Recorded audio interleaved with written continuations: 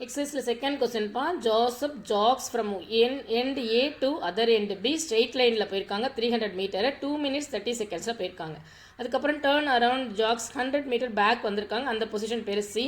அதுக்கு இன்னொரு 1 minutes எடுத்துட்டாங்க. இப்போ ஆவரேஜ் ஸ்பீடும் ஆவரேஜ் வெலாசிட்டியும் கேட்டிருக்காங்க. A to B தனியாக போடலாம், A to C தனியாக போடலாம். முதல்ல A to B போட்டுக்கலாம். A to B க்கான டிஸ்டன்ஸ் எவ்வளோ அப்படின்னு பார்த்தா ஏலேருந்து பிக்கு போயிருக்காங்க. Distance 300 metre. டைம் எடுத்துக்கிட்டது 2 minutes 30 seconds. ஃபுல்லாக செகண்ட்ஸில் மாற்றிக்கலாம். 2 × 60 + 30 150 செகண்ட்ஸ்னு ஆகிடும். அப்போ ஆவரேஜ் ஸ்பீடு வந்து total distance divide by total time taken 2 மீட்டர்/செகண்ட்னு வந்துடும்.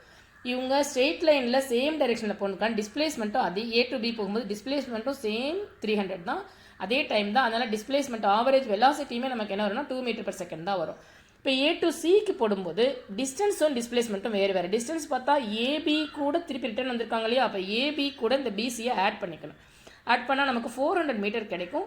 டைம் வந்து எக்ஸ்ட்ரா ஒரு 1 minute, அதனால் +60 ஆட் பண்ணிக்கிறோம். அப்போ 210 seconds கிடைக்கும். அப்போ ஆவரேஜ் ஸ்பீடு எவ்வளோ அப்படின்னு பார்த்தா டிஸ்டன்ஸ் வந்து 400 டிவைட் பை டைம் வந்து 150 + 60 210 கேன்சல் பண்ணி போட்டால் 1.9 மீட்டர்/செகண்ட் வரும்.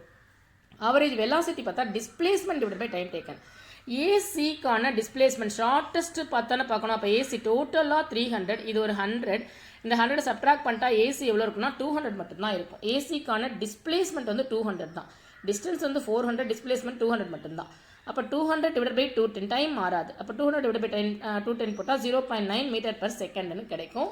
ஸோ செகண்ட் சம் இவ்வளோ தான். இதில் ஏபிக்கு மட்டும் டிஸ்டன்ஸும் டிஸ்பிளேஸ்மெண்ட்டும் சேமாக இருக்கும். ஏசிக்கு டிஸ்டன்ஸ் வேறு, டிஸ்பிளேஸ்மெண்ட் வேறு. ஏன்னா டிஸ்டன்ஸ் வந்து போயிட்டு திருப்பி ரிட்டர்ன் வந்து ஏபியையும் பிசியை ஆட் பண்ணிக்கணும். டிஸ்பிளேஸ்மெண்ட் ஏபியிலேருந்து இந்த பிசியை சப்ட்ராக்ட் பண்ணணும். ஓகேவா?